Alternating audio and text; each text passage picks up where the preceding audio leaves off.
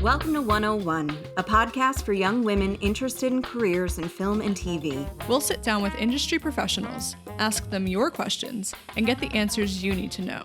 101. It's a beginning. Hey, everybody. Welcome to 101. We are here with Ashley Hearon-Smith and Keri Setaro. Did I get it? Yes, you did it right. First time. And I didn't say hair on head. So that was... Nope, You did it perfectly. guys. Gold star. So, this show, listeners, is a little bit different than what we usually do. Usually, as you know, we really dive in deep to specific careers. But this time around, we're going to do things a little bit differently because, as you will all find out, it is not, the same journey for everybody. Most people are what we all call multi-hyphenates. And that means that you are good at lots of things, you work in lots of capacities, and sometimes you start in one place and you wind up in a completely different place. Maybe not completely different. Like you don't start as an actor and then you go and be an accountant. Generally. I mean, maybe things happen. I've considered it. I have a bunch of actor lawyers. They decided to be a lawyer afterwards. I like that. Guys, I was prepping for this and going through all of the amazing things that you have done. And my lists were like just so long and so varied. And I feel like I wouldn't do it justice. So I'd love for you guys to just talk about all of the things that you do, how you started. And, we're going to kind of break it down and talk about like what it's like to be a multi-hyphenate and like, how did that journey go for you guys? Keri, do you want to start? I guess so. The long and winding road. Okay. So I'll start with me personally. So I went to school to be an actor. I went to two big acting, fancy pants schools. And then as soon as I graduated, I hate to say it, I just started working. I got really lucky. Hate to say that. It was skill plus luck. I always try to give myself a little credit for that. But I got like the first 3 jobs I ever auditioned for, and they ended up being huge jobs. And I was like, oh my gosh, acting is so easy. That's amazing. And those are still to this day the 3 biggest jobs of my life. So I worked pretty steadily I was a theater trained actor, but I booked TV primarily, but did also do theater. And did that for a really long time, managed to also do commercials and voiceover, which paid the bills while I was waiting for the big theater jobs. And then I just got like a little bit burnt out. I really did. There was too many times they're like giving me a sheet of music and saying, learn this in 24 hours, which means you need to hire an accompanist. Thank you. It's late here on the East Coast. And, doing that in 24 hours and money out of my own pocket for like the 12th callback for a show that they've already seen me a million times. And then you show up and the casting agent is ordering her deli order while you are performing with the accompanist you paid to be there. This is advice I always give. I hate to give advice right off the bat in my intro, but Ashley knows that that's the kind of biatch that I am. I just knew like what I would do and what I wouldn't do. And one of the things is and Ashley can attest to this, I've always had a really good sense of my worth. Even when I probably wasn't worth much, I thought I was. And that was a big help. And I think that's why I survived and was lucrative for so many years. But one of my things is like, I'll wait till you finish your deli order. And I would say that, and I'm sure that pissed some people off. And I'm sure some people were like, I can't believe this chick, but okay. And so I just did that. And then one day I was like, they're not mad at me yet, but maybe I should just take a little break. And then I came back again and they didn't really mind that I took a break. And everybody, that's another big thing they say, don't take a big break. You'll lose momentum. I did okay. I came back. And then I decided I was going to have a baby. And a pandemic happened. And so naturally kind of the industry shut down and my life was shutting down to get ready to have a baby.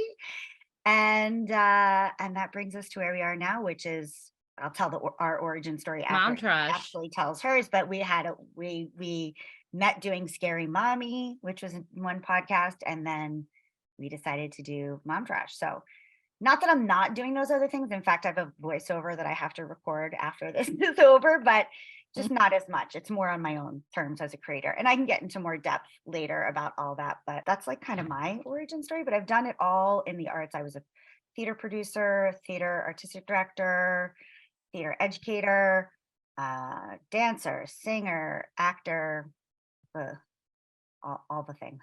Yeah.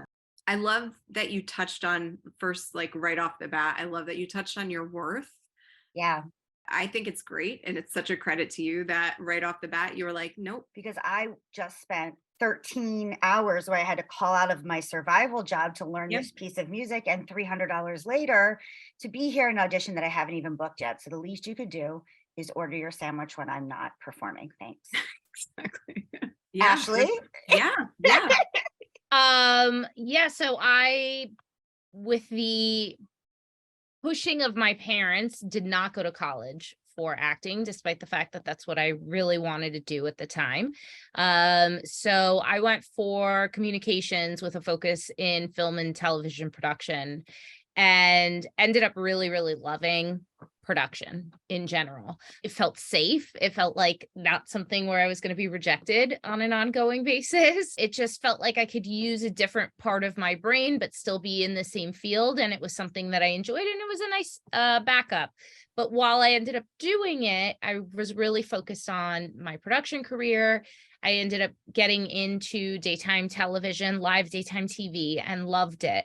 Definitely not part of the plan, which is so many things in my life. I ended up getting hired as the talent coordinator for the Martha Stewart show. So essentially I was dealing with celebrities on a daily basis, and like their butler when they got there. I was the liaison between their people and production. But after about 5 years in it, and taking another job on another show.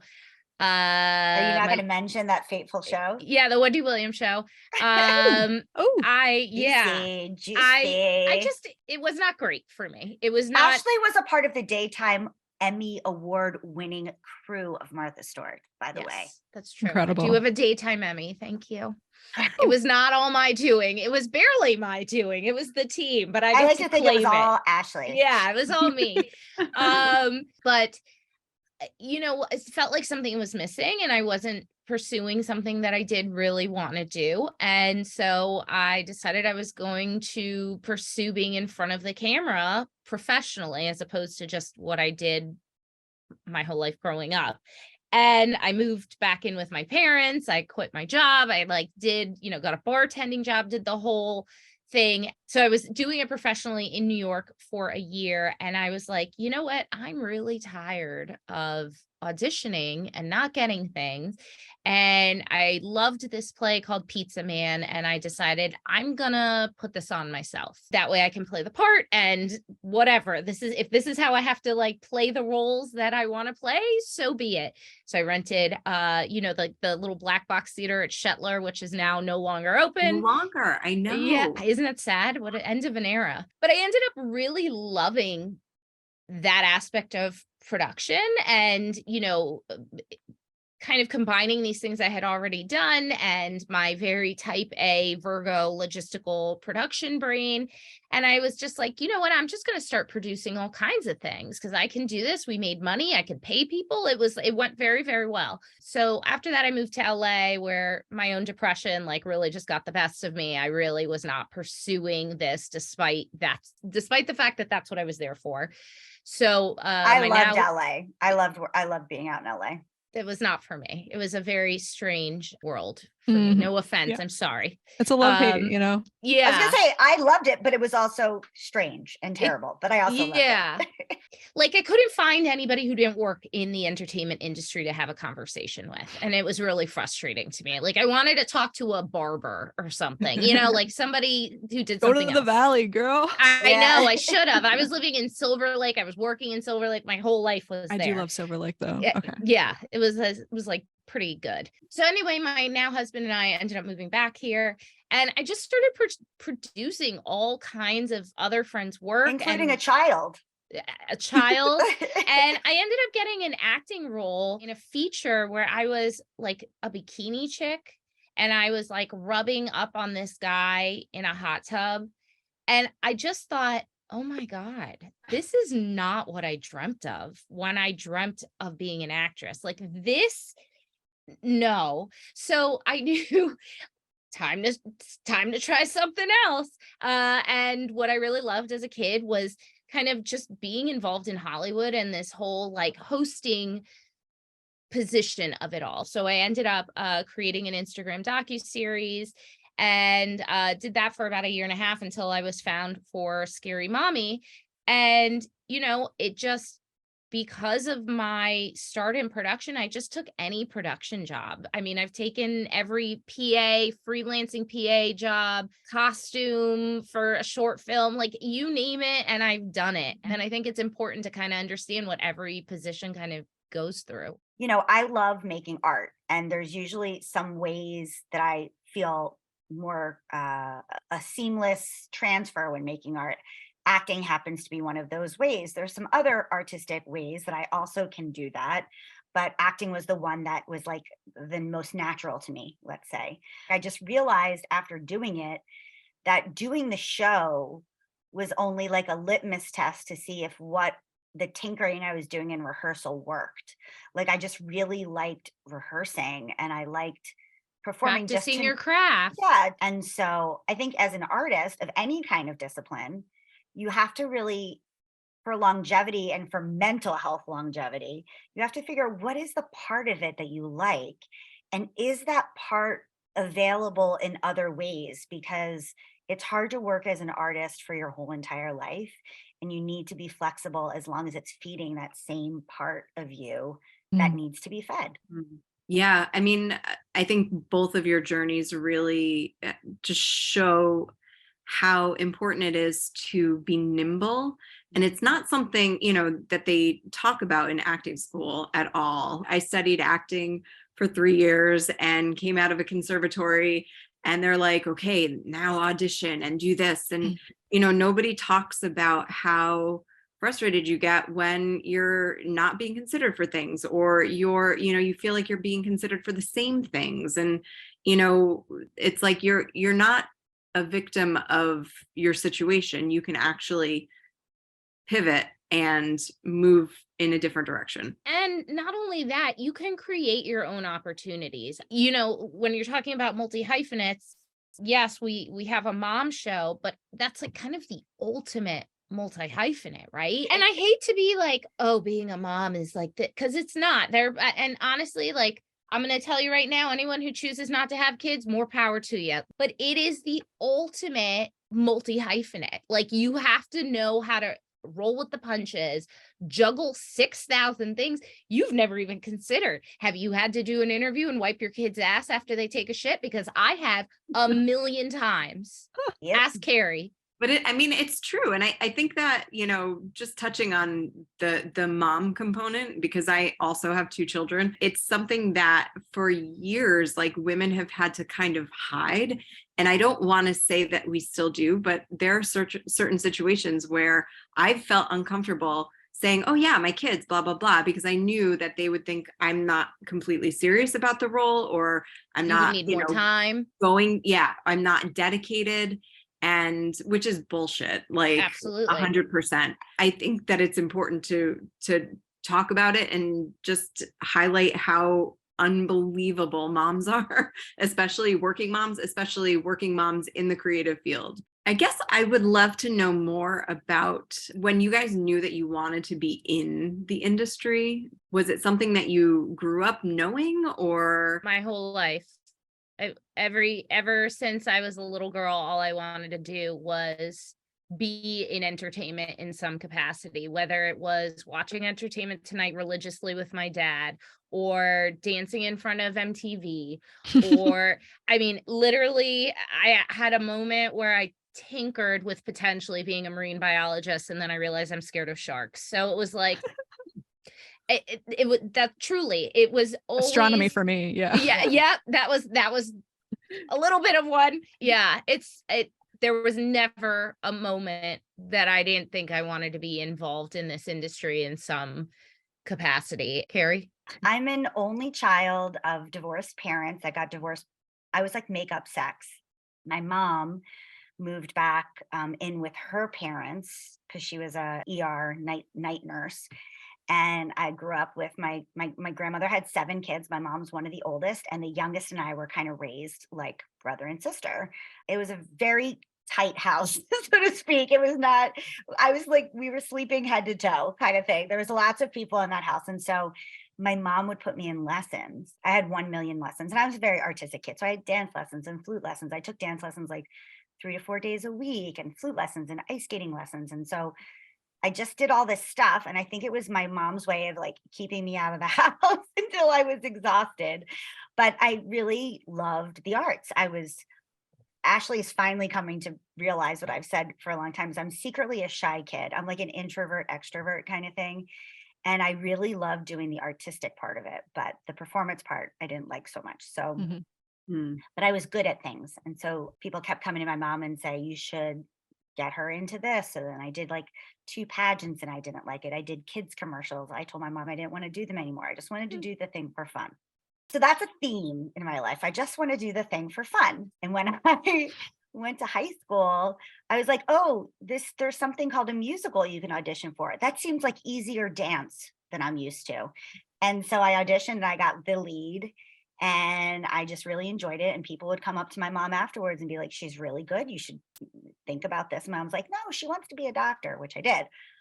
And so I just told myself, hey, I enjoy doing this thing. People say I'm good. I'll audition. I didn't even do any research on acting schools. I did research on schools that I wanted to go for pre-med. And I auditioned for one art school. And out of all the other schools I, applied to, and I got in, I thought it was a joke. And my mom was like, you got to go and try. And so I did. And then once I did it, I just kind of never looked back. It was really therapeutic for me. And I really did enjoy it. Definitely like a soul saver for me. I've had so many family members in my family do something that doesn't make them happy. And I've seen what that is. And so let me keep assessing along the way. Is this working? Is this working? And at one point it wasn't. So I was like, okay, I'll take a little break, Yeah. My mental health and my personal being is way more important to me than any kind of, achievement. Yeah. Got to be honest with yourself. Because let's face it, this business is not easy. It's not like, oh my God, I was up for that promotion and I got it because I worked so hard for decades. It's like the time you put in does not equal what you get out of it. It's not a meritocracy. Or the money. Yeah. It's not. And, I think mental wellness is something that, people are starting to talk about in the industry. I'll be very honest in that, like, there have definitely been times in my career, even now, where I'll look back and be like, well, maybe I shouldn't have pivoted. Maybe I should have just sucked it up. Yeah, you always have those thoughts. Like, what would have been? I could probably be a pretty big time talent booker had I stuck with it and be on a great show and making a shit ton more money than I ever thought possible for myself. But at the end of the day, I think people go into this, kind of going back to what everybody here has said, we get into this because there's some kind of creativity, there's some kind of art that we need to fulfill within ourselves. And whatever it was that I left, and I say whatever it was because there's been multiple things, it wasn't fulfilling in that way. So I guess there's no regrets, but the paycheck sounds really good. Really good. So what would you say, like, what are your big takeaways from being a multi-hyphenate?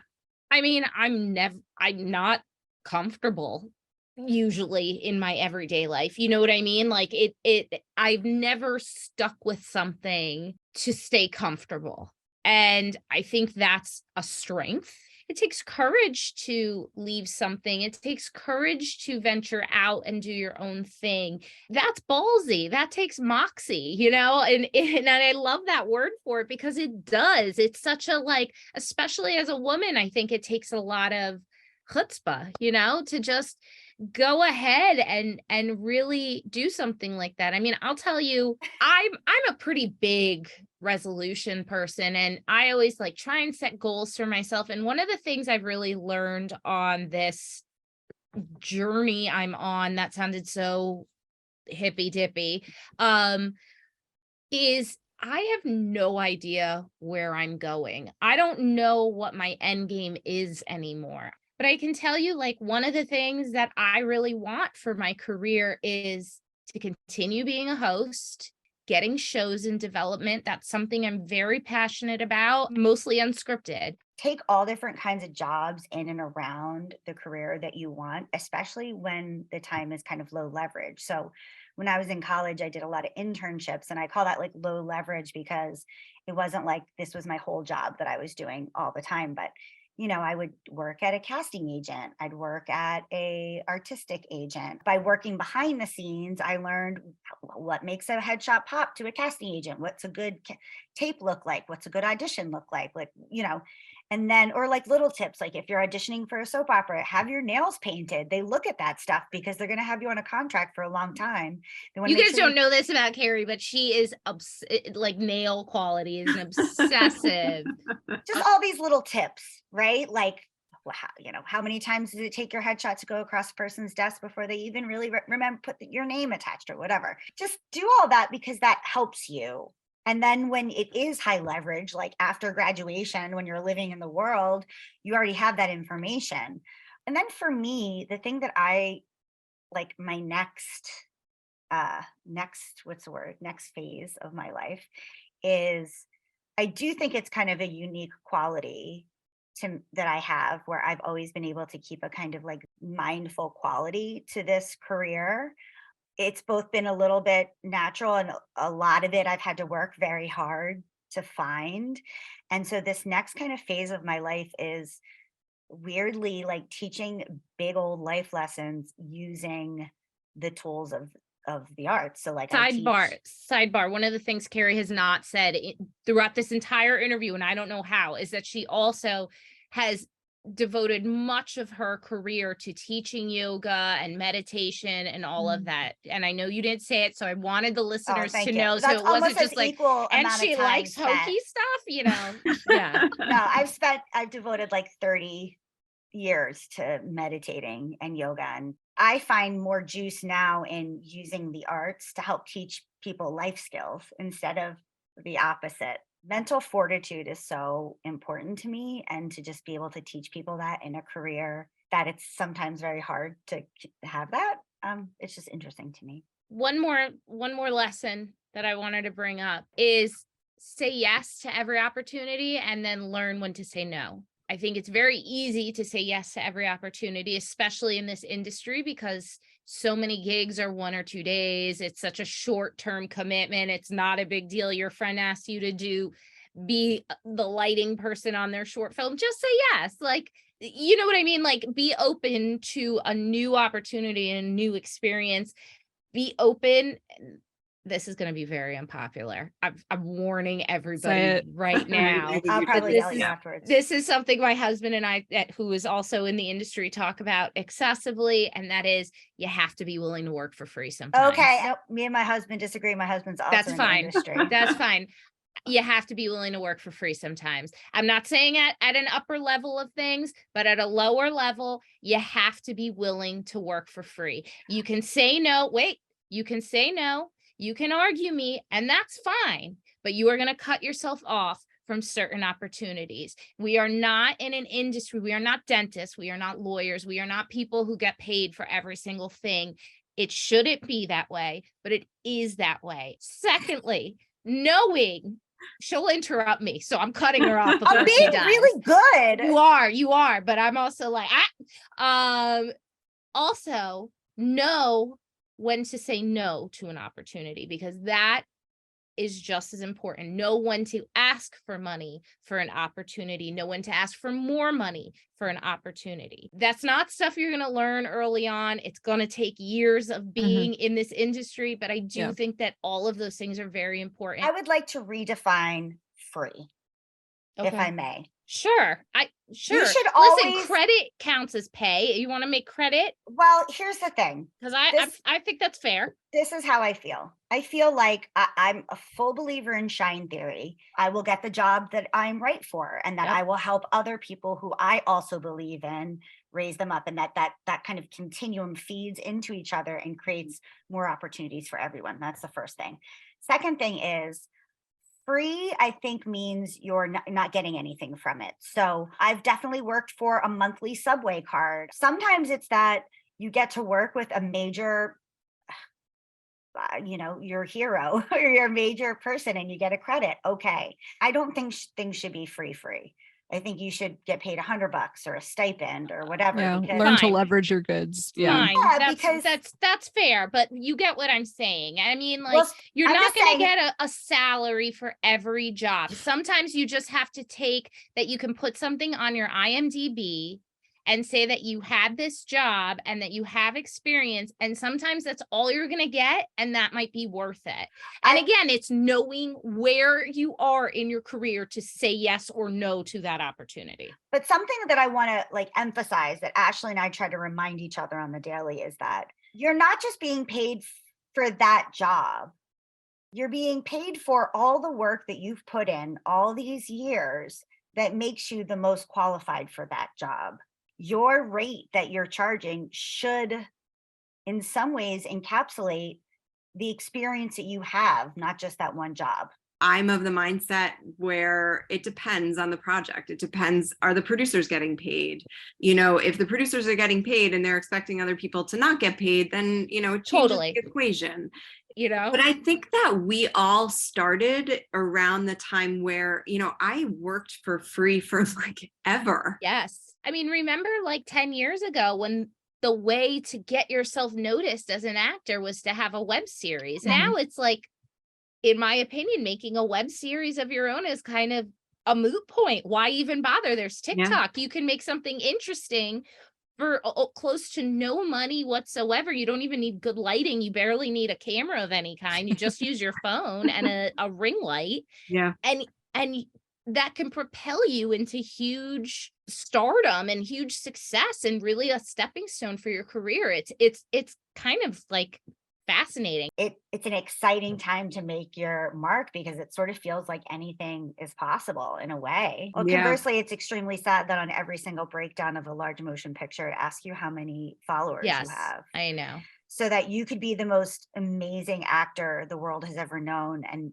worked with Dame Judi Dench for 27 years. And if you don't have 30K followers, you can't even get an audition. That's very sad too. That kind of brings me to my next question. Wah, wah, wah. I actually have a question about Dame Judi. No, I'm just kidding. No, I mean, with that, what do you think needs to change in the industry? There is so much, obviously. I mean, I know I have a list that's super long, but what do you think are the most pressing things that have to change?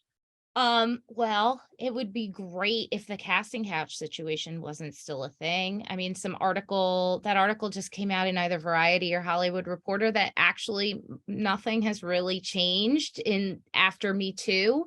The only people that are really hiring, according to this article, women and people of color are female directors, and they're still not being hired at the rate that Yeah. they There's should also be. just not as many of them. Well, I mean, just look at the Golden Globe nominations. Clearly, I mean, there were no women who could possibly ever direct a film as well as a man would. So why, they weren't nominated. I think that in some ways, Me Too has made things a little worse. I'm not negating, this is not me saying that it shouldn't have happened and that it wasn't valid, but in some ways it's actually, we uncovered how Mhm. bad it is. Mm-hmm. And now we're being made to feel bad that we uncovered how bad it is, both by women and men. Mhm. Yeah. Being and now you've made it difficult for us, Yeah. both men and women. We've depending come on where across you women land. that don't think that there's any issue. There are women who have come through the system Yeah. before us and, have navigated this impossible. And made it work for them in some They cases. don't That's think, why. Well, I did it and I put up with all this BS. Yeah. I And I can't- just feel like nobody's talking about how it's kind of made it worse in some cases. It's almost Yeah. to call it out and then not have really anything done about Yeah. it, except then now the light is shown on you that you called it out. Yeah, there are a lot more stories being told about women, so that's what the viewers see. So they're like, oh, well, there are more female centric stories, blah Right. blah blah. It's She like, well, said no, is no, on no. Peacock. Yeah, it's like, no. I would just like people to get work for their talent. That's all. Like, and talent doesn't necessarily mean that they like can read all the Shakespeare sonnets. It could be just that certain je ne sais quoi that they light up the room, Sure. and their Yeah. acting's only medium. But you know what isn't talent for me? Like Addison Rae, like that kind of thing. That's like did a couple TikTok dances, career. Yeah, I Like, have a big problem with that. I'm not saying they're not talented. They're very good at what they're doing. They're very good at this influencing thing, but seeing it as a crossover and seeing casting where it says that you need to have this many followers. Every amazing actor I know that's working on their craft doesn't have time to try to get followers. It's And coming from the all- top down. Right. And all the actors that I know that are amazing actors who want to get those auditions are paying for followers so that Yeah. they can get those auditions. So sad. Where is the market for just like a good old fashioned feel good buddy comedy? And that can be a female buddy comedy, They're a just- rom-com, They're anything. not It's there. life is hard. We're living in weird times. I don't always want to see something that's just going to bring me down and make me That's feel why all I kinds have of the things. TV show The Ghost Whisperer. That is my guilty pleasure. There's no plot. There's Me ghosts. with all reality. Jennifer Love Hewitt with a beautiful smoky eye. It's what I need to just relax. Oh, you Decent. know what? Never Have I Ever. Oh, That that's was also a Okay. Mindy Kaling show, right? Mindy Kaling, Yeah, Oh that's yeah, I did cute. watch Yeah. that. That was too. cute. Oh my That was gosh, great. The like- film is not, and television is not just about the artistry, although that is something that can make me fall in love with it. It's about the fantasy and it's about the escapism. And so I love a movie that just transports me and just that is the magic. I mean, I don't want to go on Nicole Kidman and this is what we're here for, but it's like that's what we do. And that's the beauty of it. That's why for me, one of the things I would want to change is I want more of that. I want more escapism, more fun, silly things that I can get caught up in that make me feel good. I have an amazing Meryl Streep story that I believe is the only time I could tell the story would be on this podcast. May I tell it? Of course. You can't put that out there and then not Please. tell it. Be like, sorry, No, no, we Keri, don't want to hear sorry, your Meryl get Streep out of story. time. Okay, so my boyfriend at the time was the set designer for the plays in the park in Central Park. Mhm. And it was one year where they did an Ibsen with like every star on the planet. It was like Christopher Walken, Kevin Kline, Natalie Portman. I love Kevin Kline. I know, he's so good. And Meryl Streep and what's his name? Philip Seymour Hoffman. Now this is Philip Seymour Hoffman before he was mega famous. This is like after Boogie Nights, everybody knows my name, Philip Seymour. He's still pretty young. And now, sadly, we know he had terrible addiction and is passed. So I don't know what state he was in this because the story does involve him. So my boyfriend at the time, they said that I could come in and watch rehearsal. And I guess Philip had complained a couple days before over and over again to the stage managers that there wasn't any good coffee. And this was before New York had Starbucks in every corner. They were not as prevalent. And they had complained that all the coffee, because any of you that ever worked in theater, it's drip coffee that's in there forever. It's disgusting. So anyway, he kept complaining that the coffee was gross and that it was cold. And why couldn't somebody get him a good cup of coffee? Now, he is like the least of the celebrities on this. So the day that I get there, I had heard from my boyfriend that he'd been making a stink a little bit and people were starting to get pissed off. So the day that I get there, Meryl Streep walks in with a Dunkin' Donuts box of Joe and slams it down on the table in front of Philip Seymour Hoffman and says in the most polite Meryl way possible, "Philip, darling, if you want hot coffee, you have to go get it yourself. Here, this is for you." And she was trying to make a point that everybody here is equal. None of us have LA Hollywood assistants. This is plays in the park. If you want a hot cup of coffee, get it yourself. He was so used to working in film and having people like get him stuff that he didn't realize that, one, don't be rude to the stage managers. It's not their fault. And two, don't be a diva. This is theater. And it was so classy. And it was so, I was like, oh, mic drop to Meryl. She just brings him a solo box of Joe and was like, shut the F up. But she said it nicely and taught him like a nice little lesson. I was like, that is classy. And that sums up being in the business, folks. Oh my God. You want a that hot is like cup of the coffee? greatest Get it story. yourself. 100%. Can I just admit that I'm like trying to picture Meryl Streep in Dunkin' Donuts? I know. Can you imagine? But you know what? He took it graciously and he got the point. Yeah. And it was Sometimes just like, you just got to be told some things for you to get it. And then you I get was it. like, I got this for you. Don't worry about it, stage I'm managers. happy to hear he got it.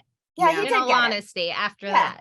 Yeah. So anyway, I just feel like that is like a great reminder for anyone in the business. If you want your own hot coffee, get it yourself. Yeah. Which extends to like everything else. Yeah. It's like, don't be an asshole. I Don't be mean, an asshole. that is just so easy. It's so Yeah. easy to not be an asshole. Yeah. This is there a you go. collaborative art. There's no need to have an ego. We're all Nope. working towards a goal, common goal, hopefully. Yeah. Stick up for what you believe in and your Sure. rights, but don't be a dick if you don't have to be. Yep. Truthfully. This was so awesome. Thank you for having us. This Also, is great. like, I just want to say, I've been like listening to all your guys' episodes, and what you're doing is so important because these conversations are not really had like at all, let alone with women. Yep. But men aren't really young people aren't really handing this over to men either. But I think women are the only people that are willing to not gatekeep. I'm really, grateful that you guys are providing a resource, Thank you. It's something that is really important to us. Well, thank you guys. Thank you so much. Consider us friends. You can find us on Instagram at 101podcast, 101podcast.com. And Well, we could also do a have, take two. we also I was gonna have say, a you're the YouTube channel. editor. You can listen to us on YouTube, watch us on YouTube at Exit 74 Productions. So Yeah. thank you guys Thanks so much. for listening. Bye. Thanks, guys. Bye, guys.